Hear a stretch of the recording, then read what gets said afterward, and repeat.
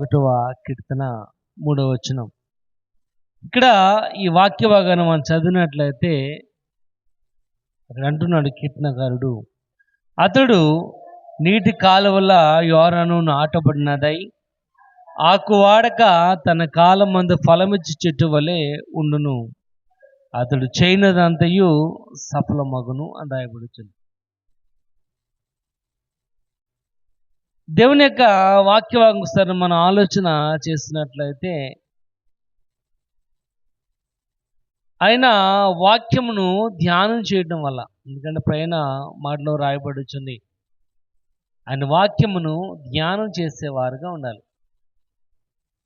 యెహోవా ధర్మశాస్త్రమందు ఆనందించుచు దేవరాత్రులు దాన్ని ధ్యానించువాడు ధన్యుడు. కానీ రాత్రికాల సమయంలో దేవుని యొక్క వాక్యాన్ని ధ్యానం చేయడం వల్ల ప్రయోజనం ఏంటి? ఎందుకు దేవుని యొక్క వాక్యాన్ని మనము ధ్యానం చేయవలసిన వారిగా ఉన్నాం? అక్కడ ఆ 1వ వచనంలోనే రాయబడుతుంది, దుష్టుల ఆలోచన చెప్పున నడువక, పాపుల మార్గమున నిలువక, అపహాసకులు కూర్చుండే చోటను కూర్చుండక. ఇక్కడ రాయబడి దుష్టుల ఆలోచన చెప్పున నడువక, మనం నడవక, నిలవక, కూర్చుండక ఏం చేయాలి అంటే దేవుని యొక్క వాక్యాన్ని ధ్యానం చేయాలి. దేవుని యొక్క వాక్యాన్ని మనము ధ్యానం చేసినట్లయితే, ఎందుకంటే ఈ జ్ఞానం అనేది 2 విధాలుగా మనకి లభ్యమవుతుంది. ఒకటి, ద వే ఆఫ్ సిన్నర్స్, దుష్టుల మార్గంను కూర్చోవడం వల్ల మనకి జ్ఞానం అనేది వస్తుంది. రెండవది, నీతిమంతుల దగ్గర కూర్చోవడం వల్ల జ్ఞానం వస్తుంది. దుష్టుల ఆలోచన చెప్పున నడువక, దుష్టుల దగ్గర మనం కూర్చుంటే మనము జ్ఞానాన్ని కూడా పొందుకుంటాం. ఏ జ్ఞానం అంటే లోక సంబంధమైన జ్ఞానాన్ని పొందుకుంటాం. అదే నీతిమంతుల దగ్గర కూర్చుంటే మనము మంచివారుగా ఉండడానికి తగిన జ్ఞానాన్ని కూడా మనం పొందుకుంటూ ఉంటాం. అంటే దుష్టుల దగ్గర కూడా మనం నేర్చుకుంటాం జ్ఞానాన్ని, నీతిమంతుల దగ్గర. అంటే మంచి వాళ్ళ దగ్గర మనం నేర్చుకుంటాం, చెడ్డ వాళ్ళ దగ్గర కూడా మనం నేర్చుకుంటాం. కానీ దేవుని యొక్క వాక్య భాగము రాయబడి వచ్చింది, మనము ఏ విధముగా దేవుని యొక్క వాక్యాన్ని ధ్యానం చేయడం వల్ల ఏ రకమైన ఫలితాలను మనం కలిగే వారిగా ఉంటామో ఇక్కడ ఈ 3వ వచనంలో రాయబడుచుంది, అతడు నీటి కాలువల వారను నాటబడినది అని. నీటి కాలువల వారను నాటబడిన మొక్క వలె దేవుని యొక్క వాక్యాన్ని మనము ధ్యానం చేసినట్లయితే చూడండి, 34వ కీర్తన 19వ వచనం ఒకసారి చూద్దాం. 34వ కీర్తన 19వ వచనం. పిల్లలారా, మీరు వచ్చిన మాట వినుడి,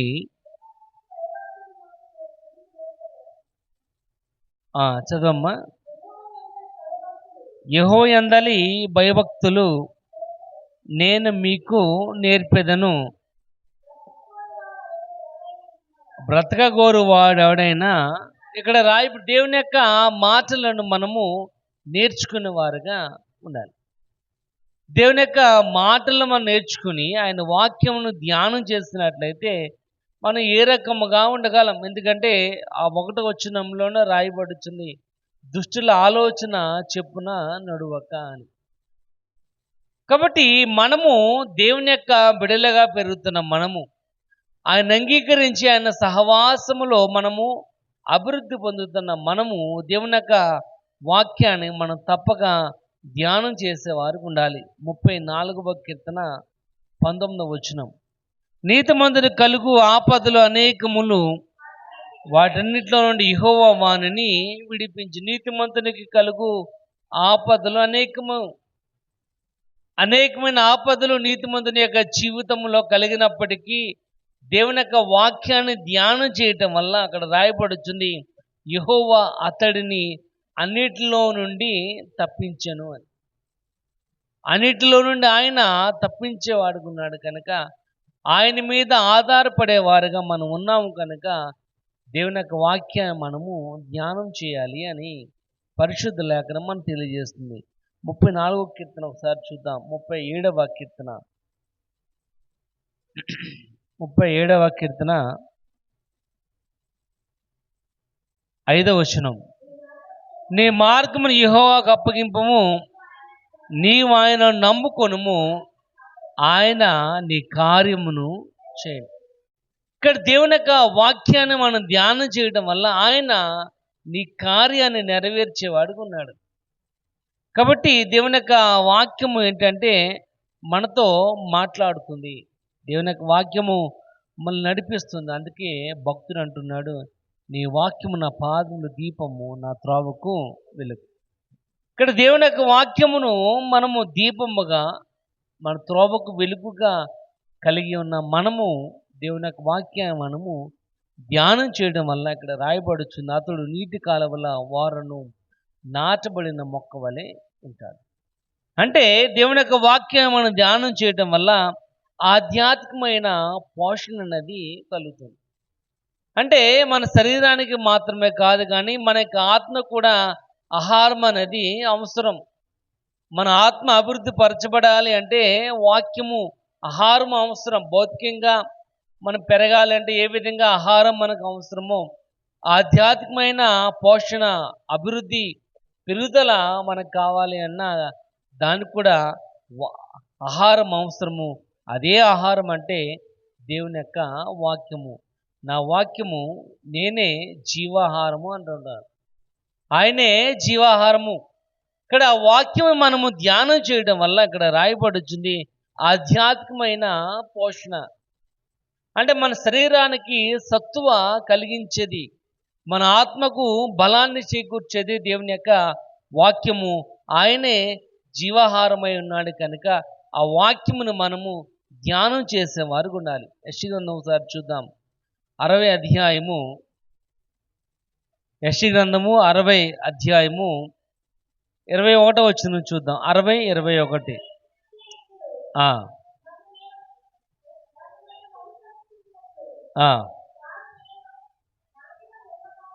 వారు నేను నాటిన కొమ్మగాను నేను చేసిన పనిగాను ఉండి దేశమును శాశ్వతముగా స్వతంత్రించుకుంది. ఇక్కడ రాయబడుచుంది, నీ జనులందరూ నీతిమంతులై ఉందురు, నన్ను నేను మహిమపరచుకున్నట్లు నేను నాటిన కొమ్మగాను నేను చేసిన పనిగాను ఉండి అని. నేను నాటిన కొమ్మగా ఉండి. కాబట్టి మనము ఒక మొక్క మనం వేసామంటే, మనం ఒక మొక్కను వేసామంటే ఆ మొక్క బ్రతికేంత వరకు కూడా మనదే బాధ్యత.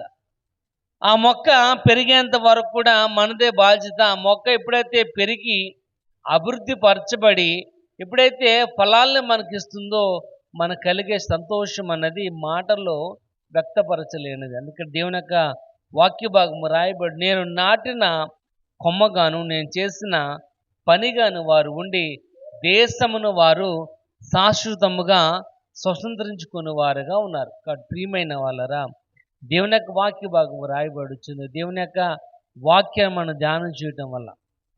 కాబట్టి మనకున్న సమయంలో దేవుని యొక్క వాక్యాన్ని మనము నేర్చుకోవటం వల్ల చాలా ఆశీర్వాదం అని దేవుని యొక్క వాక్య భాగము రాయబడుతుంది. కాబట్టి దివరాత్రం దాన్ని ధ్యానించువాడు ధన్యుడు. ఇక్కడ దేవుని యొక్క వాక్యాన్ని మనము ధ్యానం చేయాలి. ఆ వాక్యం మనల్ని నడిపించేదిగా ఉంది. ఆ వాక్యం మనకు ఆధ్యాత్మికమైన పోషణ కలిగించేదిగా ఉంది. ఎందుకంటే మనము ఆయన నాటిన కొమ్మగా, మొక్కగా ఉండి ఆ దేవుని యొక్క శాశ్వతాలు అన్నీ కూడా శాశ్వతంగా మనము పొందుకునే వారిగా ఉండాలి అంటే దేవుని యొక్క వాక్యాన్ని మనము ధ్యానం చేయాలి. ఒకసారి చూడండి, జెరెమీయా గ్రంథము చూద్దాం. 17వ అధ్యాయం 17 అధ్యాయము 8వ వచనం చూద్దాం. 17 అధ్యాయం 8వ వచనం.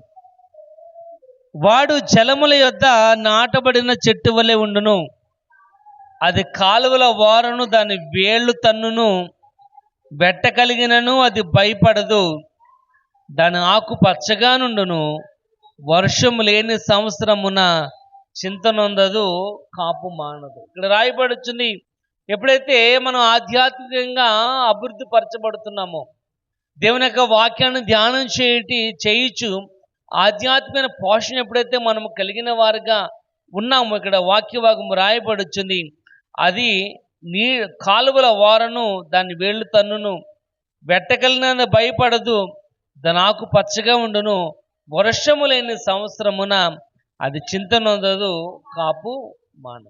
కొన్ని మొక్కలు ఉంటాయి, అవి వర్షకాలమే పెరుగుతూ ఉంటాయి. కొన్ని మొక్కలు ఉంటాయి, వర్షాకాలం పెరగవు, చచ్చిపోతూ ఉంటాయి. అంటే దానికి ఉన్న వాటర్ క్వాంటిటీ అనేది ఎక్కువ అవటం వల్ల కొన్ని మొక్కలు చచ్చిపోతాయి, కొన్ని మొక్కలు పెరుగుతాయి. కానీ దేవుని యొక్క వాక్య భాగం రాయబడి ఎప్పుడైతే దేవుని యొక్క వాక్యాన్ని ధ్యానం చేస్తావు, దేవుని యొక్క వాక్యాన్ని అనుదినము నువ్వు దానిని ధ్యానం చేస్తూ ఉన్నావు, ఆధ్యాత్మికమైన పోషణ కలిగిన వారుగా నువ్వు ఉన్నావంటే నువ్వు చింతపడదు, కాపు మానేదిగా ఉండవు. ఇక్కడ ప్రియమైన వాళ్ళరా, దేవుని యొక్క వాక్య భాగము రాయబడుచు. అందుకే యెషయా గ్రంథము 61వ అధ్యాయము 3వ వచనం రాయబడుచుంది, దుఃఖమునకు ప్రతిగా ఆయన ఆనందమును కలుగు చేసేవాడు ఉన్నాడు. దుఃఖమునకు ప్రతిగా సంతోషమును కలుగు చేసేవాడు ఉన్నాడు 61వ అధ్యాయంలో.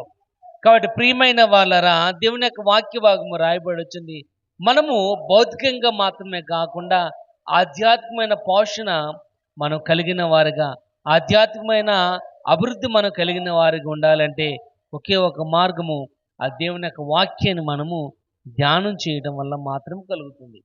ఇక్కడ ప్రియమైన వాళ్ళరా, దేవుని యొక్క వాక్య భాగము రాయబడుచున్నట్లుగా మనం ఆధ్యాత్మికమైన పోషణ కలిగిన వారుగా, మన విశ్వాస జీవితంలో అభివృద్ధి పరచబడిన వారిగా మనం ఉండాలి అంటే ఒకటే ఒక మార్గము, దేవుని యొక్క వాక్యాన్ని మనము దాన్ని ధ్యానం చేయాలి. కనుక 1వ కీర్తన రాయబడుచుంది, దుష్టుల ఆలోచన చెప్పు నడవక, పాపుల మార్గము నిలవక, అపహాసకులు కూర్చుండే చోటను కూర్చుండగా, యెహోవా ధర్మశాస్త్రం ఆనందించుచు దేవరాల దాన్ని ధ్యానించువాడు ధన్యుడు. కాబట్టి ప్రియమైన వాళ్ళారా, దేవరాత్రంలో మనం దేవుని యొక్క వాక్యాన్ని ధ్యానం చేస్తున్నట్లయితే ఒకటి ఆధ్యాత్మికమైన పోషణ కలిగిన వారుగా మనం ఉండగలం. ఇక్కడ రాయబడుచుంది, అతడు నీటి కాలువల వారను నాటబడిన మొక్క వలె ఉంటాడు. రెండవ మాట అక్కడ రాయబడుచుంది, అది ఆకు వాడక తన కాలమందు ఫలమిచ్చు చెట్టు వలె ఉంటాడు. ఆకు వాడక తన కాలమందు అంటే తన యొక్క టైం అందు అది ఫలించి అభివృద్ధి పొందేదిగా ఉంటుంది. కనుక దేవుని యొక్క వాక్యాన్ని మనం ధ్యానం చేయడం వల్ల ఎడతెగని ఫలాలను మనము ఫలించేవారిగా ఉంటాం. ఎడతెగని ఫలాలు చూడండి, యోహాను సువార్త 15వ అధ్యాయము 16వ వచనం ఒకసారి చూద్దాం. 15వ అధ్యాయం 16వ వచనం యోహాను సువార్త.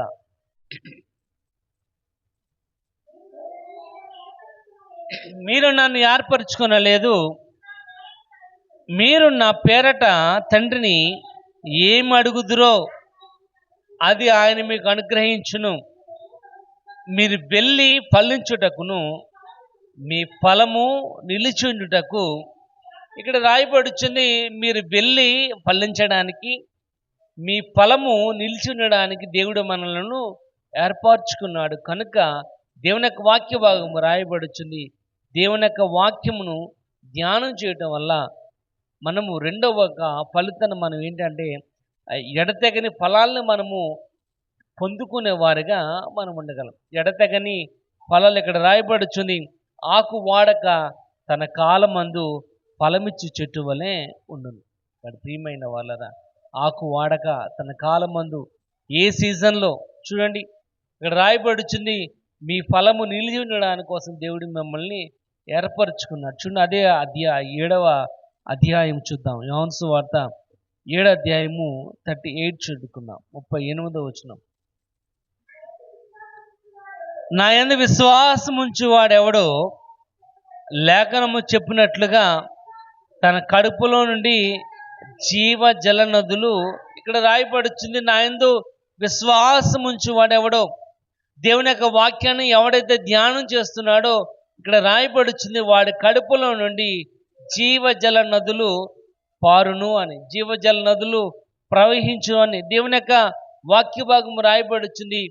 కొత్త ఆత్మ జీవితమును కలిగిన వారిగా మనం ఉండాలి అని, కొత్త ఆత్మ జీవితమును మనం కలిగిన వారిగా ఉండాలి అంటే దేవుని యొక్క వాక్యం మనం ధ్యానం చేయాలి, దేవుని యొక్క వాక్యాన్ని మనం నేర్చుకోవాలి, దేవుని యొక్క వాక్యం ఎప్పుడైతే మనం ధ్యానం చేస్తున్నావో ఆ వాక్యము నీతో మాట్లాడేదిగా ఉంటుంది కనుక ఇక్కడ రాయబడుచుంది, అది ఆకు వాడక తన కాలమందు ఫలమిచ్చు చెట్టు వలె ఉన్నది. అది ప్రియమైన వాళ్ళరా, దేవుని యొక్క వాక్యాన్ని ధ్యానం చేయటం వల్ల ఒకటి ఆధ్యాత్మికమైన పోషణ మాత్రమే కాదు, కానీ ఎడతెగని ఫలాలను కూడా మనం ఫలించేవారుగా ఉండగలం. చూడండి 58వ అధ్యాయం యెషయా గ్రంథం ఒకసారి చూద్దాం.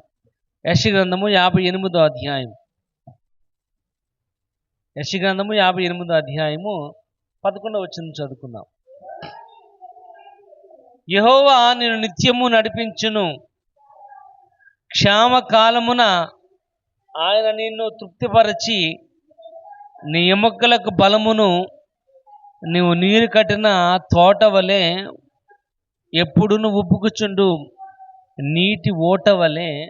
ఇక్కడ రాయబడుచుంది, యెహోవా నిన్ను నిత్యము నడిపించును, క్షామకాలమున ఆయన నిన్ను తృప్తిపరచి నీ ఎముకలను బలపరచు. క్షామకాలమున అంటే కరువు సమయంలో, ఇబ్బంది సమయంలో, కష్ట సమయంలో కూడా దేవుని యొక్క వాక్య భాగము రాయబడుచుంది, ఆయన నిన్ను తృప్తిపరచి నీ ఎముకలను బలపరిచి నువ్వు నీరు కట్టిన తోట వలె ఉంటావు. కరువు సమయంలో అంటే వాటర్ లేని సమయంలో కూడా ఆ చెట్టుకి ఏదైతే అవసరమో ఆ యొక్క సమృద్ధి అయిన ఆహారము, పోషణ దానికి లేని సమయంలో కూడా ఆయన నిన్ను బలపరిచేవాడుగా, నీ ఎముకలకు సత్తువ కలిగించేవాడుగా ఉండడానికి గల కారణం ఏంటంటే నువ్వు దేవుని యొక్క వాక్యాన్ని ధ్యానం చేసేవారుగా ఉండాలి. ఇక్కడ ప్రియమైన వాళ్ళరా, వాక్య భాగము రాయబడుచుంది, దేవుని యొక్క వాక్యాన్ని ధ్యానం చేయటం వల్ల ఎడతెగని ఫలాల్ని ఫలించేవారుగా నువ్వు ఉంటావు. చూడండి, అది 15వ అధ్యాయం యోహాను సువార్త 6వ వచనం చూద్దాం. 15వ అధ్యాయం 6వ వచనం. ఎవడైనా నా యందు నిలిచి ఉండని ఎడల వాడు తీగ వలె బయట పారవేయబడును, ఎండిపోవును. మనుషులు అటు వాటిని పోగు చేసి, ఇక్కడ రాయబడి ఎవడైనా నా యందు నిలిచి ఉండకపోయినట్లయితే వాడు తీగ వలె బయట పారవేయబడును. పారవేయబడినట్లయితే అది ఎండిపోతుంది. ఎండిపోయిన దాన్ని పోగు చేసి అగ్నిలో వేయబడుతుంది. ఇక్కడ ప్రియమైన వాళ్ళరా, మనము ఆధ్యాత్మికమైన పోషణ మాత్రమే కాకుండా ఎడతెగని ఫలాల్ని మనం ఫలించే వారిగా ఉండాలి అంటే మనం దేవుని యొక్క వాక్యాన్ని అనునిత్యము ధ్యానం చేసే వారిగా ఉండాలని దేవుని యొక్క వాక్య భాగము రాయబడి, ఒకవేళ దేవుని యొక్క వాక్యం మనం ధ్యానం చేయకపోయినట్లయితే, దేవుని యొక్క సన్నిధిలో ఉన్న ఎడతెగని ఫలాలను మనము ఫలించని వారిగా ఉన్నట్లయితే ఆయన అంటున్నాడు, తీగ వలె ఎండిపోవును, అది బయట పారవేయబడుతుంది. బయట పారవేయబడినది కాలిపోయి బూడిదైపోయి దానివల్ల ప్రయోజనం ఏమీ కూడా లేదు. ప్రియమైన వాళ్ళరా, వాక్య భాగం రాయబడుచుంది. రెండవది, ఎడతెగని ఫలాలను మనం ఫలించాలి అంటే దేవుని యొక్క వాక్యాన్ని మనము ధ్యానం చేయాలి. చూడండి, యెహెజ్కేలు గ్రంథము 47వ అధ్యాయం. యెహెజ్కేలు గ్రంథము 47వ అధ్యాయము 12వ వచనం చూద్దాం. 47:12.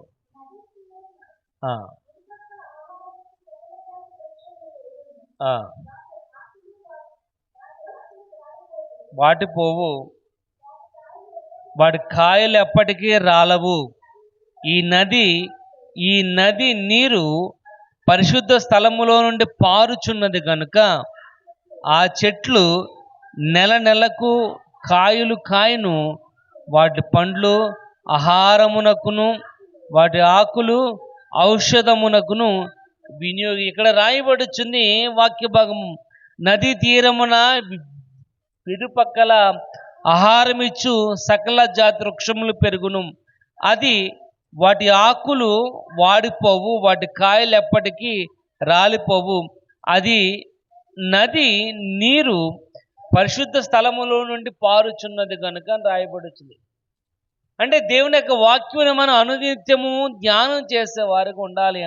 ఉన్నట్లయితే ఆయన అంటున్నాడు, వాటి ఆకులు వాడిపోవు, వాటి కాయలు ఎన్నటికీ రాలవు, వాటి పండ్లు ఆహారమునకును వాటి ఆకులు ఔషధమునకును ఉపయోగపడే విధంగా ఉంటాయి. ప్రియమైన వాళ్ళరా, దేవుని యొక్క వాక్య భాగము రాయబడుచుంది. మనము ఆధ్యాత్మికమైన పోషణ కలిగిన వారుగా మాత్రమే కాకుండా ఎడతెగని ఫలాల్ని మనము ఫలించే వారిగా ఉండాలి అంటే ఒకటి అది దేవుని యొక్క వాక్యాన్ని మనము ధ్యానం చేసేవారుగా ఉండాలి. ఇక్కడ అంటున్నాడు, అవి కాయలు రాలిపోవు, వాటి ఆకులు వాడిపోవు, అవి ఉపయోగపడే విధంగానే ఉంటే తప్ప నష్టము కలిగించే విధముగా, కాపు రాలిపోయే విధంగా ఉండవు. ఎందుకంటే యాకోబు యోధ పత్రికలో రాయబడుతుంది, అవి కాయలు రాలిపోవును, వాటి ఆకులు వెండిపోవును. ఎప్పుడైతే మనం దేవునిలో కనుక కొనసాగకపోయినట్లయితే, ఇక్కడ ప్రియమైన వాళ్ళరా, దేవుని యొక్క వాక్య భాగము రాయబడుతుంది. దేవుని యొక్క వాక్యాన్ని ధ్యానం చేయటం వల్ల ఎడతెగని ఫలాల్ని మనము ఫలించే వారిగా ఉంటామని దేవుని యొక్క వాక్య భాగము రాయబడుతుంది. మూడోది మనం చూద్దాం. అదే 1వ కీర్తనలో 3వ వచనంలో రాయబడుతుంది, అతడు నీటిగాలలో నాటబడినదై ఆకు వాడక తన కాలవందు ఫలము చెట్ల వలె ఉండును, అతడు చేయనదంతయు కూడా సఫలమగును. విజయం. మూడోది రాయబడి, అతడు ఏ పని చేస్తున్నది కానీ సఫలమే తప్ప విఫలం అయితే కాదు. ఎప్పుడు అంటే దేవుని యొక్క వాక్యాన్ని దివరాత్రములు ధ్యానించినట్లయితే. ఇక్కడ రాయబడి మూడవది, అతడు చేయనదంతయు కూడా సఫలమగును అని. ఇక్కడ ప్రియమైన వాళ్ళరా, మూడవది దేవుని యొక్క వాక్య భాగం రాయబడి వచ్చింది. ఎప్పుడైతే దేవుని యొక్క వాక్యాన్ని ఎప్పుడైతే మనం ధ్యానం చేస్తామో, మనం చేస్తున్న ప్రతి పని కూడా ఆయన దీవిస్తాడు, ఆశీర్వదించినట్లుగా రాయబడి 128వ కీర్తన రాయబడి వచ్చింది. నిశ్చయముగా నీవు నీ చేతుల కష్టార్జితము నడుపు, నీవు ధన్యుడవు, నీకు మేలు కలుగు. ఇక నిశ్చయముగా నీవు నీ చేతుల కష్టార్జితమును అనుభవించాలి అంటే ఒకటే ఒక మార్గము, దేవుని యొక్క వాక్యాన్ని మనము ధ్యానం చేయాలి. ఎలాగంటే దుష్టుల ఆలోచన చెప్పు నడవక, పాపుల మార్గం నిలవక, అపహాసులు కూర్చుండే చోటను కూర్చుండక, దేవుని యొక్క వాక్యాన్ని ధ్యానం చేసినట్లయితే అతడు చేయనదంతా కూడా సఫలము చేస్తాడని దేవుని యొక్క వాక్య భాగము రాయబడుతుంది.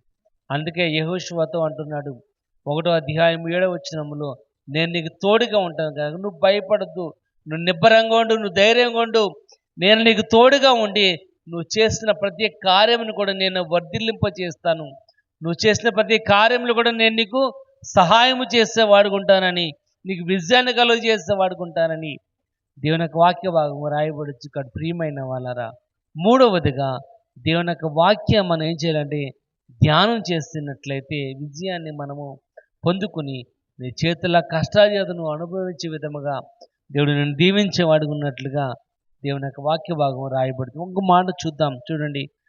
1వ దినవృత్తాంతాల గ్రంథము చూద్దాం. 1వ దినవృత్తాంతాల గ్రంథము 22వ అధ్యాయం, 1 క్రానికల్స్ 22వ అధ్యాయము, 1 దినవృత్తాంతాల గ్రంథము 22వ అధ్యాయం, 1 దినవృత్తాంతాల గ్రంథము 22వ అధ్యాయం, పేజ్ నెంబర్ 350, 353వ పేజీ, 22వ అధ్యాయం 11వ వచనం, 353వ పేజీ. నా కుమారుడా, యెహోవా నీకు తోడుగా ఉండునుగాక, నీ వర్ధిల్లి నీ దేవుడని యెహోవా నిన్ను గూర్చి సెలవిచ్చిన ప్రకారము. ఇక్కడ రాయబడుచుంది విజయాన్ని మనం పొందుకునేవారుగా, దేవుని యొక్క వాక్యాన్ని మనం ధ్యానం చేసేవారుగా ఉన్నట్లయితే మనం విజయాన్ని పొందుకుంటాం. అతడు చేసినదంతా కూడా సఫలమగును అని రాయబడుచుంది. కాబట్టి ఇక్కడ రాయబడుచుంది 11వ వచనంలో, నా కుమారుడా, యెహోవా నీకు తోడుగా ఉన్నాడు కనుక నీ వర్ధిల్లి నీ దేవుడని యెహోవా నిన్ను గూర్చి సెలవిచ్చిన ప్రకారం నువ్వు దాన్ని చేసేవారుగా ఉండాలి. దేవుడు నీకు తోడుగా ఉన్నాడు కానీ నువ్వు వర్ధిల్లాలి. ఎప్పుడైతే నువ్వు వర్ధిల్లావో ఆయన చెప్పినట్లుగా నువ్వు ఆయన నీకు అప్పగించిన పనిని చేసేవారుగా నువ్వు ఉన్నట్లయితే నువ్వు తప్పకుండా విజయాన్ని పొందుకునేవారుగా నువ్వు ఉంటావు. చూడండి, అదే కీర్తన, అదే అధ్యాయమును 19వ వచనం చూద్దాం. కావున హృదయపూర్వకముగా నీ దేవుడైన యెహోవాను వెతుకుటకు నీ మనస్సులను దృఢపరుచుకొని. ఇక్కడ రాయబడుచుంది దేవుని వెతకడానికి నీ మనస్సును దృఢపరుచుకోవాలి, నిశ్చయించుకోవాలి. ఎందుకంటే ఆయన వాక్యం ధ్యానం చేయడమే ఒక్కటే మన యొక్క జీవితానికి ధ్యేయముగా, అదే మొదటి ప్రయారిటీకి ఎప్పుడైతే మనం ఉన్నట్లయితే తప్పకుండా ఆయన నువ్వు చేస్తున్న ప్రతిదాన్ని కూడా సఫలం చేసేవాడుగా ఉన్నాడు. ఇక్కడ ప్రియమైన వాళ్ళరా, ఆ 3వ వచనం రాయబడుచుంది, అతను నీటి కాలువల వారను నాటబడినదిగా, ఆకు వాడక తన కాలం ముందు ఫలమిచ్చేదిగా అతడు చేసినదంతయు సఫలము అవ్వాలి అంటే ఒకటే ఒకటి మార్గము, దేవుని యొక్క వాక్యాన్ని మనము ధ్యానం చేసేవారు ఉండాలి. కనుక ఎప్పుడు అవకాశం దొరికినా, ఎప్పుడు మనకు టైం ఉన్నా దేవుని యొక్క వాక్యానికి మనం మొదటి ప్రయారిటీ ఇచ్చేవారుగా, దేవుని ఒక వాక్యం మనము నేర్చుకునేవారుగా, దేవుని యొక్క వాక్యాన్ని చదివేవారుగా ఉండాలి మనం. అందుకే దేవుని యొక్క వాక్య భాగము రాయబడి వచ్చింది, అతడు నీటిగలను వారను నాటబడిన మొక్కగా ఉండి వెట్ట కలిగినను భయపడక చింతపడక తన కాలమందు ఫలమిచ్చు చెట్టు వలె మనం ఉండాలి అంటే ఒకటే ఒకటి దేవుని యొక్క వాక్యాన్ని ధ్యానం చేయాలి, దేవుని వాక్యం నేర్చుకోవాలి. ఆయన వాక్యం నేర్చుకోవడానికి మన సమయాన్ని కేటాయించే వారికి ఉండాలి. ప్రియమైన వాళ్ళరా, ఒకటి ఎప్పుడు మనకు అవకాశం ఉన్నా కానీ ఏ అవకాశాన్ని మనం పోగొట్టుకోకుండా ప్రత్యేక అవకాశంలో కూడా ఏదో ఒకటి దేవుని యొక్క వాక్య భాగం నుంచి ఏదో ఒకటి మనం ఒక మాటను మనం పట్టుకుని వెళ్ళేవారికి ఉండాలి. ఎందుకంటే ప్రతిసారి కూడా దీని అనేకమైన వాక్యాలు మనం విన్నప్పటికీ ఏదో మాట మనల్ని బలపరుస్తుంది, ఏదో మాట మన యొక్క విశ్వాస జీవితమును మనకి అవకాశం కలిగించేదిగా ఉంటుంది.